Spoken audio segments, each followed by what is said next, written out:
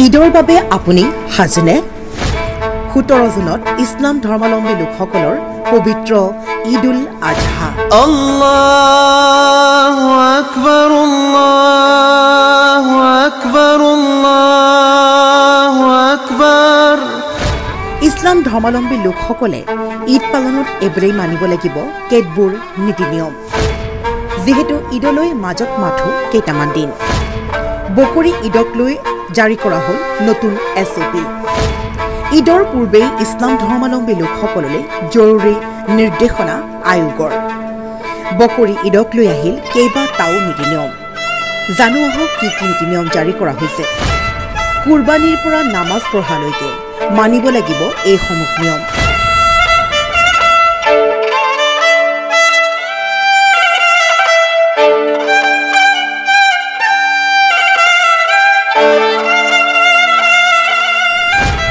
SOP অনুসৰি ঈদত এইবেলি জন্তুৰ কুৰবানী নিৰীক্ষণ কৰিব বিশেষ আয়োগে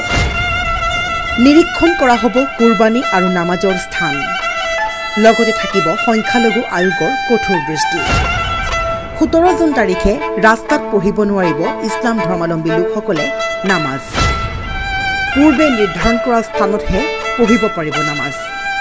আপুনি হয়তো ভাবি আছে যে এনেসমূহ নীতি নিয়ম ক'ত ধাৰ্য কৰা হৈছে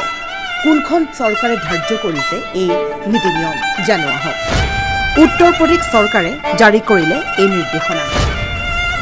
সমগ্ৰ দেশবাসীলৈ ঈদৰ শুভেচ্ছা জ্ঞাপন কৰাৰ লগতে শান্তি শৃংখলা বজাই ৰাখি ঈদ পালন কৰিবলৈ অনুৰোধ জ্ঞাপন কৰিলে উত্তৰ প্ৰদেশ চৰকাৰে আৰু এই ধৰণৰ SOPৰ নিয়ম অনুসৰি ইছলাম ধৰ্মাৱলম্বী লোকসকলক ঈদ পালন কৰিবলৈ সকিয়নি আগবঢ়ায় উত্তৰ প্ৰদেশ চৰকাৰে গতিকে আগতীয়াকৈ আমাৰ তৰফৰ পৰাও ঈদুল আজহাৰ আন্তৰিক শুভকামনা news desk news H Assam